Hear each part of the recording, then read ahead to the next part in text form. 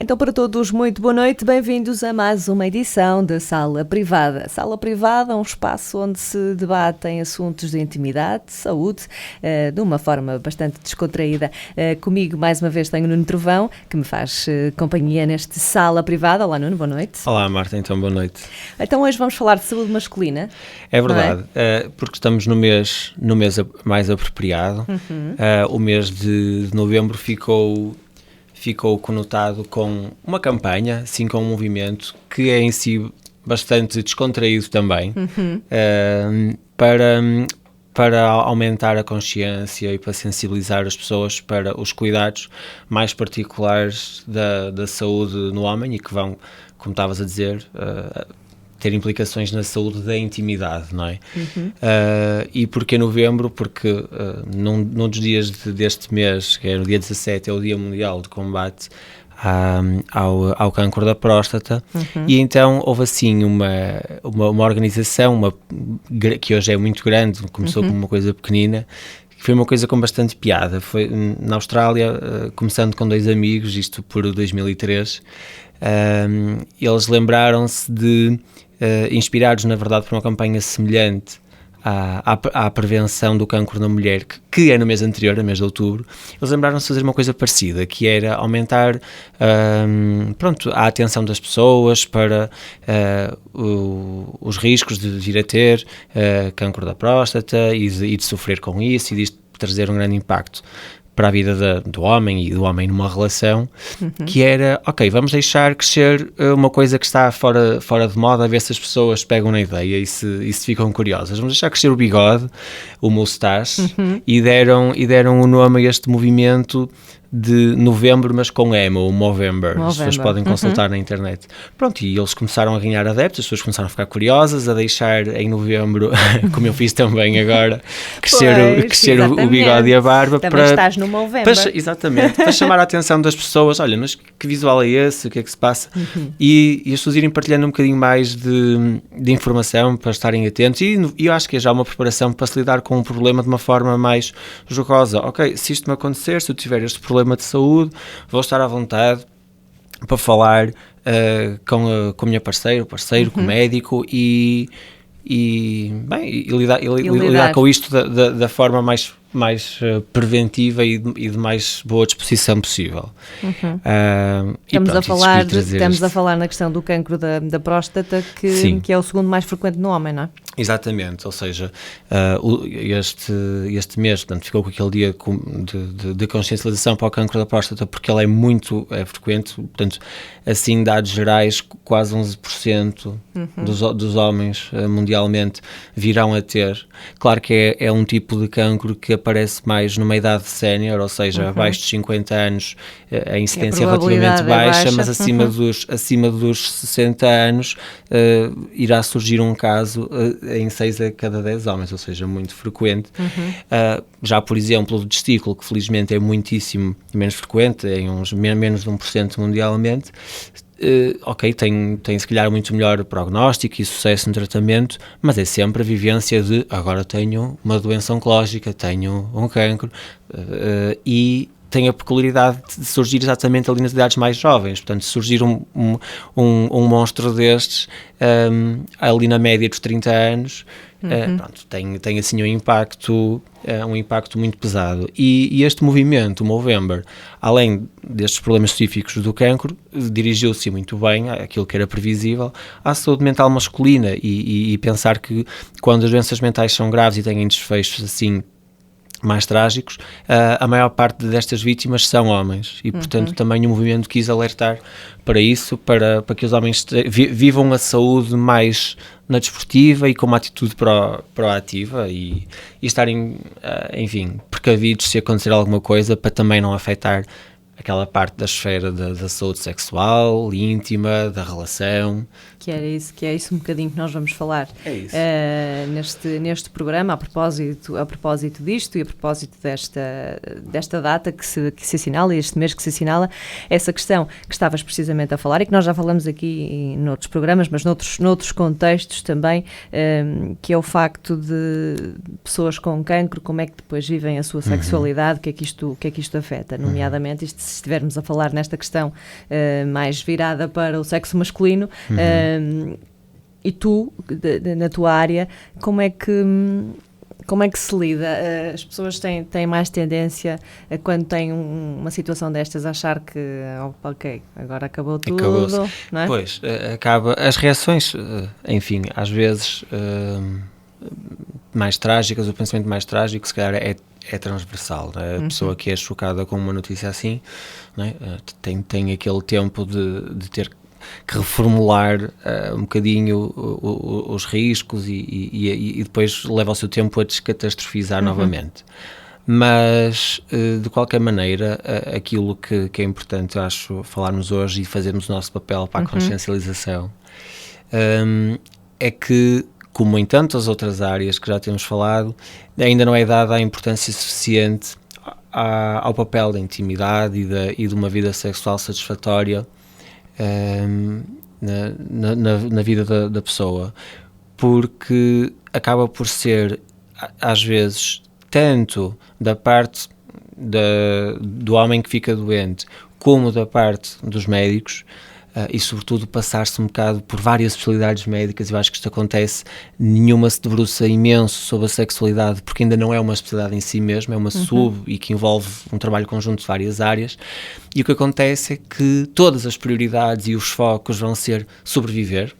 Tenho um cancro para tratar, isto é potencialmente fatal, tratar rápido, sobreviver, passar, e tudo o resto ficar um bocadinho negligenciado. E se calhar, numa primeira fase, é bom que se concentrem muitos esforços nisto para fazer os exames o mais atempadamente possível, as consultas, guiar a pessoa no processo de tratamento, de ofertas de tratamento, para que sejam o menos cáusticas possível, ou seja, menos invasivas e terem menos sequelas.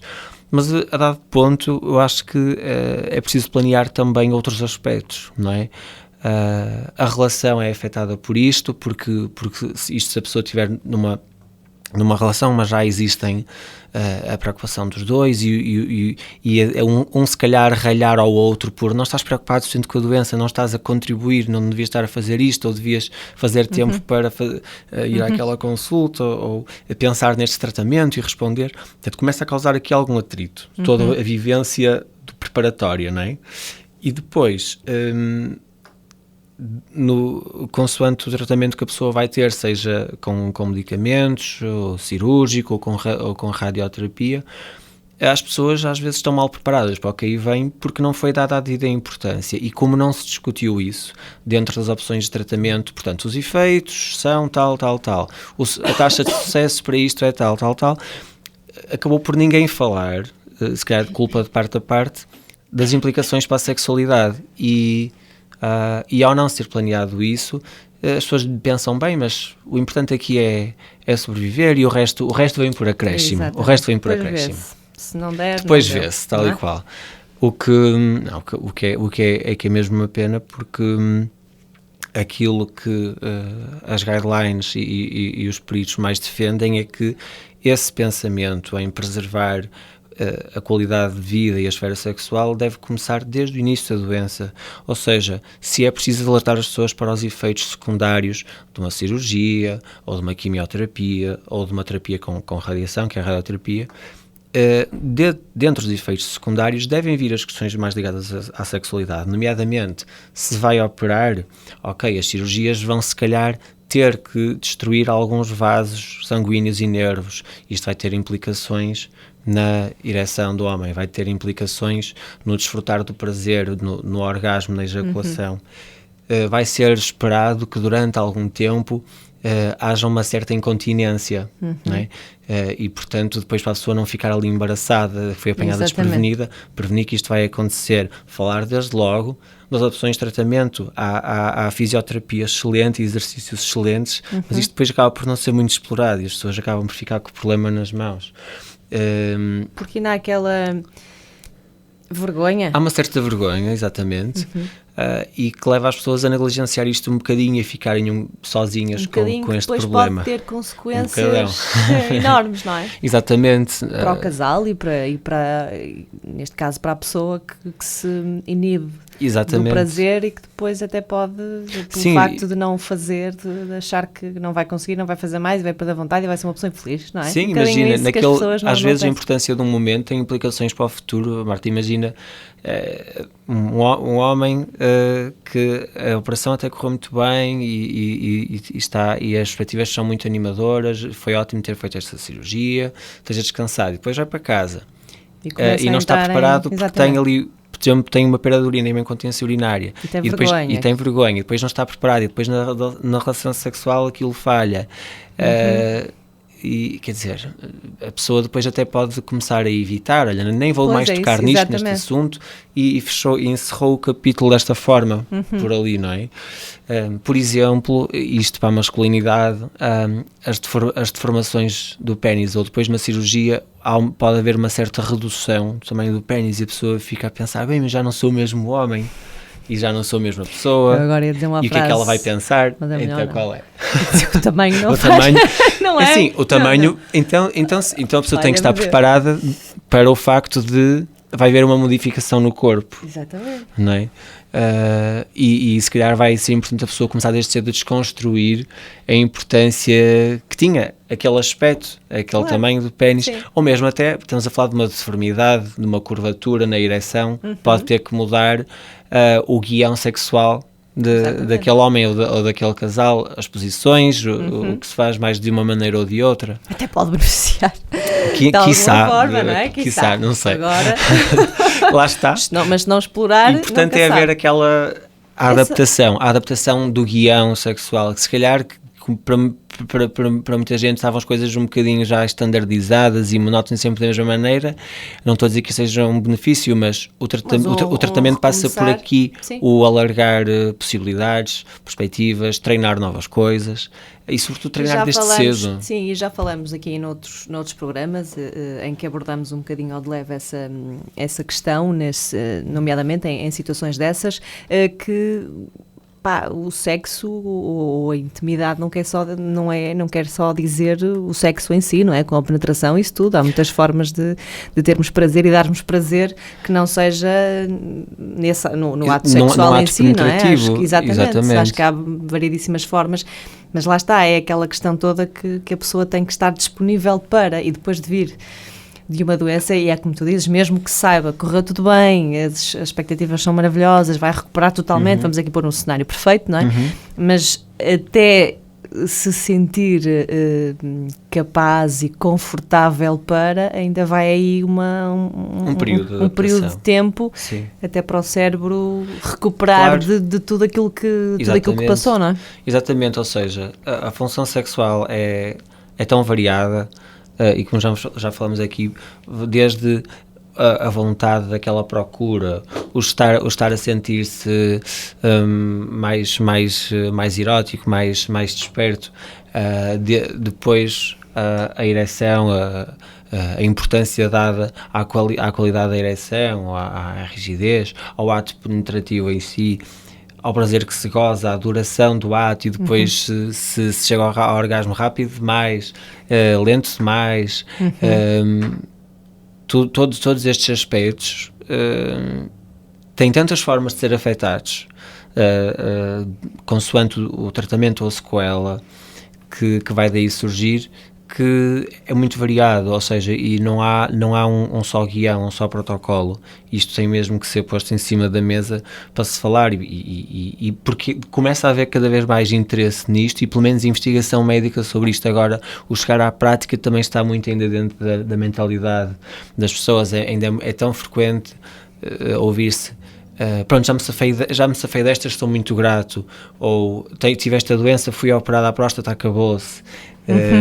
Não é? E estão errado, porque os protocolos até defendem que as pessoas inclusive até comecem a fazer algum exercício, alguma fisioterapia, alguma medicação, até isso falando aqui da família dos Viagras, que as pessoas até se conhecem pouco, já falamos para fazer um isso. treino aos vasos sanguíneos, aqui aquela parte técnica, para depois, na recuperação, a pessoa já estar numa condição física e sexual muito melhor e que vai aguentar os malefícios do tratamento.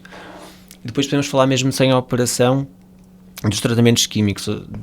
Imagina que é um tipo de cancro ou no estado em que está, vais tratar só com quimioterapia ou com a castração química.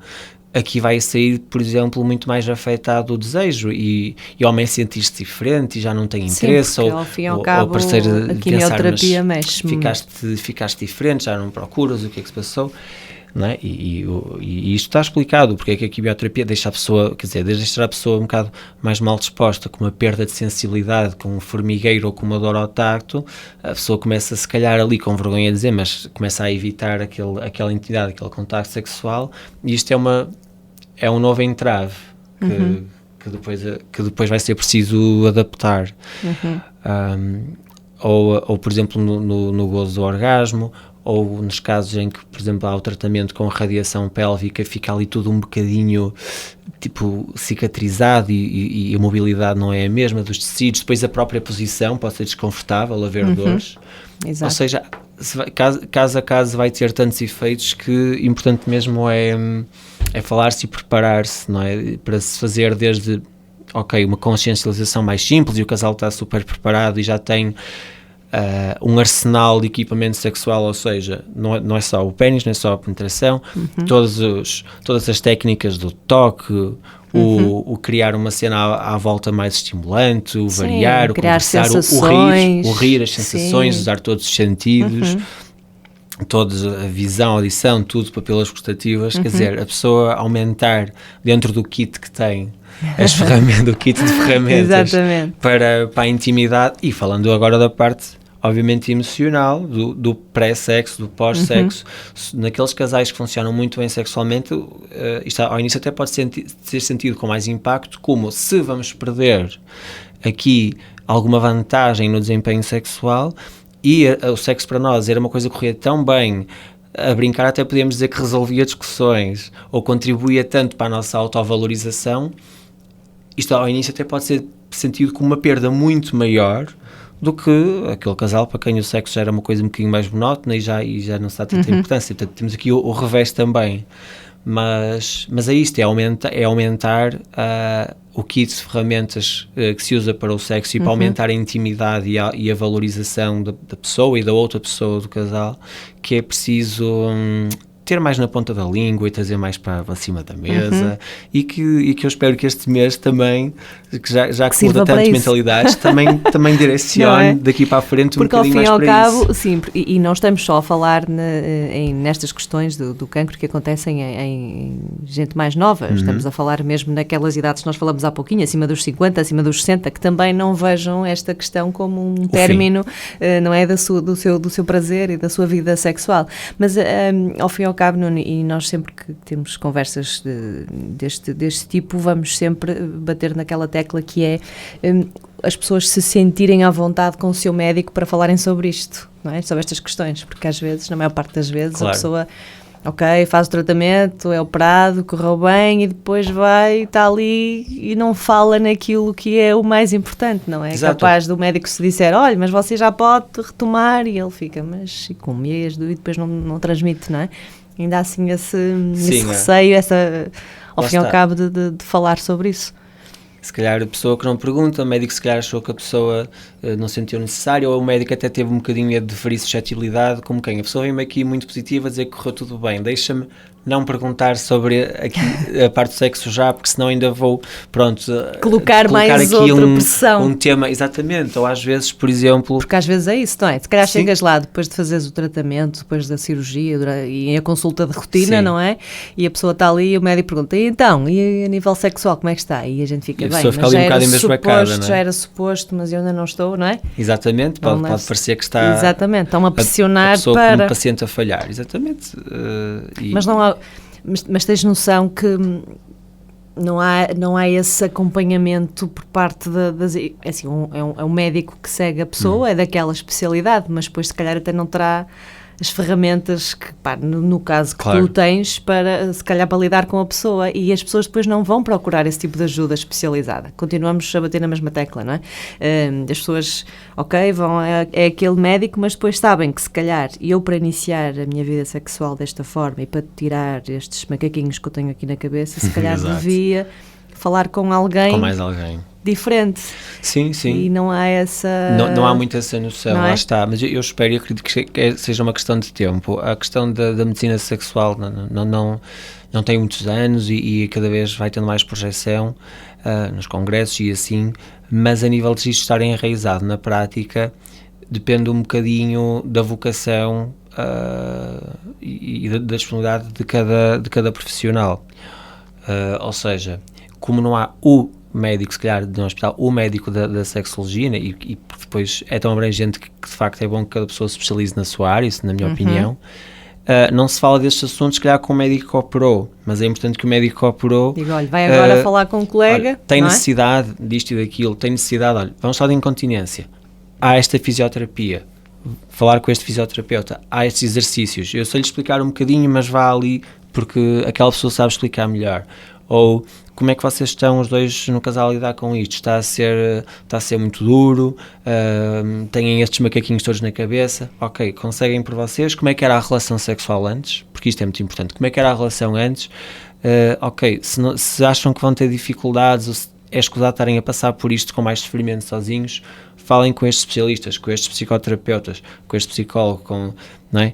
Esta pessoa vocacionada aqui para a área da sexualidade, porque muitas vezes passa só até um bocado pela educação, por este trabalho que fazemos aqui um bocadinho também de alertar as pessoas, de educar, de desconstruir assim alguns preconceitos da sexualidade, ou seja, e a verdade é que há muitas especialidades e muitos profissionais na área da sexualidade. É importante que quando a pessoa procura ajuda num deles, este saiba também mostrar-lhe o círculo e dizer-lhe por onde ir dentro deste círculo de opções e de terapeutas.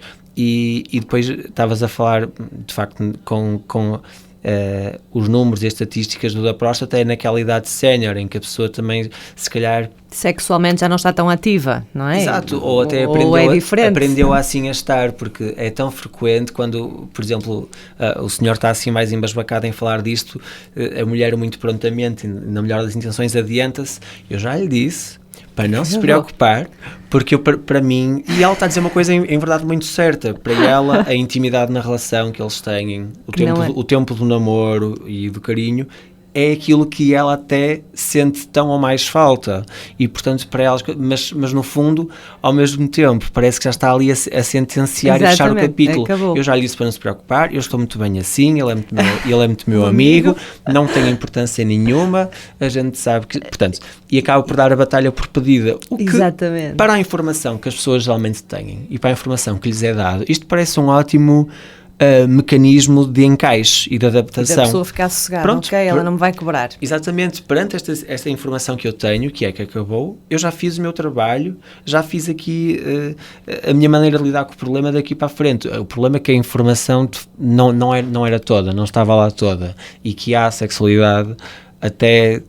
sei lá que idade, na terceira idade, enquanto se sentirem exatamente, e que há formas de investir e de recuperar aqui a função sexual, isto é importante incutir, incutir mais para as pessoas viverem melhor. Sim, não é? entenderem que o facto de passarem por esta situação, que não deixa de ser uma situação dramática, não é? Tal palavra tão feia, não é? Pequena, mas tão feia, cancro e assustadora, mas que não quer dizer que seja uma sentença não é?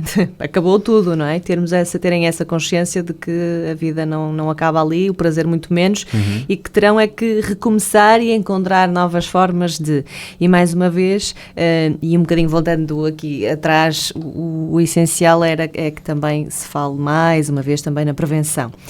E este mês fala-se disso. O que é certo é que temos que prevenir, e às vezes não, a frase mais vale prevenir que remediar é a melhor delas todas, das pessoas também se consciencializarem a fazerem os exames de quando em vez, para saber se está tudo bem, não é? Porque normalmente deixa-se quando já se está naquela fase mais complicada que se vai ao médico. Mas hoje em dia, felizmente, estamos com programas de prevenção de todo o tipo de cancro, desde o cancro da mama às mulheres e vários tipos. Há hoje esses rastreios que se podem fazer, não é? E as pessoas acho que devem ter essa noção, que acho que é o mais importante. Sim. Ao fim e ao cabo, será mesmo a prevenção para evitarmos tudo o resto. Exato. E a nível de saúde mental também, ou seja, eu acho que no fundo deve haver aqui, por trás desta campanha em específico da barba e do bigode, uma questão do sentir-se masculino, ou seja, e agora pensando um bocado nos homens mais novos e do cancro do testículo, se tiver que tirar um testículo, vou ficar ali com um defeito e depois, isto, para não usar aquela expressão portuguesa mais, olha, tu não és homem se não tens Exatamente. X, não é? Há aqui a alteração da imagem corporal, ou seja, a pessoa estar preparada para que há ali algumas posições, próteses, etc. Exatamente. Mas haver esta preocupação transmitida de parte a parte e de doentes e médicos de que isto é uma coisa importante, quero manter a minha figura tanto quanto possível, a minha função sexual, a pessoa aprender mais sobre explorar maneiras de viver a intimidade e a sexualidade, não só genital, mas do corpo inteiro, operar os sentidos, operar a mente. E estamos a falar do homem, portanto, em um momento oportuno falaremos da mulher, de quem mais direito. O sentir-se masculino não acaba também ali. Okay? Exatamente. E manter esta força, esta pujança de ser masculino como era. Sim, foi uma fase que passei e ultrapassei e vão voltar, não é? É um bocadinho também deixarmos aqui então também o nosso contributo neste Movember, que ao fim e ao cabo que sirva para isso mesmo. Em jeito de notas finais, o que te apraz dizer sobre este tema? Eu gosto muito desta palavra, o que é que te apraz dizer? Diz-me. O que me apraz dizer? Eu acho que durante e depois do cancro vai haver um novo eu, e se for o caso de haver uma companhia, um novo nós, e portanto não se deixem ficar sozinhos nesta batalha. Não se afastem. Peçam ajuda, pensem, discutam para que este novo eu e novo nós se torne uma surpresa até positiva. É importante que não se fechem, e falem e tendo dúvidas perguntem, porque os profissionais de saúde estão lá para isso mesmo. E se achar que o médico que o está a acompanhar não é a pessoa certa, pergunte a quem deve recorrer para ajudar a passar aqui esta fase que será com certeza mesmo só uma fase. Nós ficamos por aqui na nossa sala privada, voltamos daqui a 15 dias. Obrigada, Nuno. Obrigado, até à próxima. Marta. Obrigada. Boa noite a todos.